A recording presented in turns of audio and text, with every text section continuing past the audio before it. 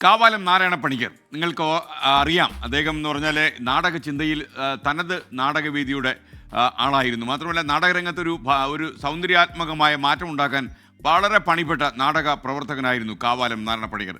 അദ്ദേഹത്തിൻ്റെ ജീവിതത്തിൽ നിന്നുള്ളൊരു ഏടാണ് ഇന്ന് സുഭാഷിതത്തിൽ നമ്മൾ ഉൾപ്പെടുത്തിയിരിക്കുന്നത്. നാടോടി കലാരൂപങ്ങളും നാട്ടുഭാഷയും ഒക്കെ കാവാലത്തിൻ്റെ നാടകത്തിൽ അദ്ദേഹം തകൃതിയായിട്ട് പ്രയോഗിച്ചു. ഒരിക്കലും ഒരു പ്രശസ്ത നാടക പ്രവർത്തകൻ കാവാലത്തെ കാണാൻ ചെന്നു.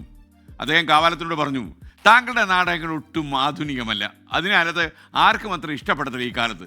കാവാലം ചിരിച്ചു. എന്നിട്ട് പറഞ്ഞു, ഞാൻ എൻ്റെ നാടകങ്ങൾ ഉണ്ടാക്കുന്നത് എൻ്റെ മനസ്സിന് വേണ്ടിയാണ്, മറ്റുള്ളവർക്ക് അത് ഇഷ്ടപ്പെടുത്താൻ വേണ്ടിയല്ല. എൻ്റെ നാടകം ആധുനികമല്ലെങ്കിൽ എൻ്റെ നാടകം അപ്രസക്തമാണ് എന്നതിനർത്ഥമില്ല എന്ന് കാവാലം പറഞ്ഞു വെച്ചു. എൻ്റെ നാടകങ്ങൾ ചിലപ്പോൾ ഗ്രാമീണമായിരിക്കാം, പക്ഷേ അവ മനുഷ്യത്വത്തെക്കുറിച്ചും സമൂഹത്തെക്കുറിച്ചും പറയുന്ന നാടകങ്ങളാണ്. ആ സംഭാഷണമൊക്കെ കഴിഞ്ഞു, കാലം കുറെ കടന്നു, കല്ലടയാറ്റിലൂടെ വെള്ളം കുറച്ച് ഒഴുകിപ്പോയി. ആ നാടക പ്രവർത്തകൻ പിന്നീട് ഒരിക്കൽ കാവാലത്തിൻ്റെ പ്രശസ്തമായ അവനവൻ കടമ്പ എന്ന നാടകം കണ്ടു.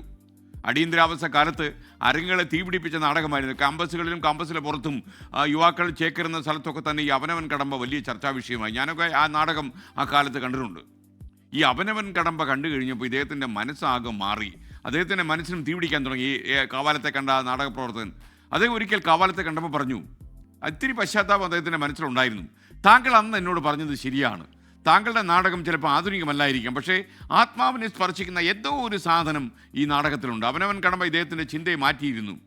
ഒരു കലാകാരൻ തൻ്റെ കലാസൃഷ്ടി നടത്തുന്ന മറ്റുള്ളവരെ സന്തോഷിപ്പിക്കാൻ വേണ്ടി മാത്രമല്ല, മറിച്ച് സ്വന്തം ആത്മാവിന് തൃപ്തി നൽകാൻ കൂടി വേണ്ടിയാണ്. മറ്റുള്ളവരുടെ വിമർശനങ്ങൾ പലപ്പോഴും കാര്യങ്ങൾ ഗ്രഹിച്ചുകൊണ്ടാകണം എന്നില്ല. നല്ല വിമർശനങ്ങൾ ഉൾക്കൊള്ളുക, അല്ലാത്തവ നിഷ്കരണം നിർദ്ദയം തള്ളിക്കളയുക. ഞാനൊക്കെ എടുത്തിരിക്കുന്ന പോളിസി അതാണ്.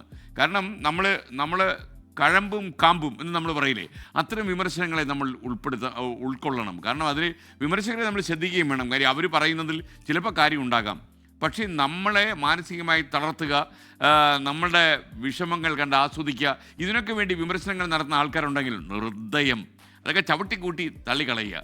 അപ്പോൾ ആ വിമർശനങ്ങളൊന്ന് പരിഗണിച്ച് നിങ്ങളുടെ ആത്മാവിനെ നിങ്ങൾ വിമലീകരിക്കരുത്, അതായത് മലിനപ്പെടുത്തരുതെന്ന് സാരം. ലോകത്തെവിടെയായാലും ഏത് സമയത്തും 24 വാർത്തകളും ഓഗ്മെന്റഡ് റിയാലിറ്റി പാക്കേജുകളും എക്സ്പ്ലെയിനറുകളും വിശദമായി കാണാൻ ഞങ്ങളുടെ യൂട്യൂബ് ചാനൽ നിങ്ങൾക്ക് സബ്സ്ക്രൈബ് ചെയ്യാം.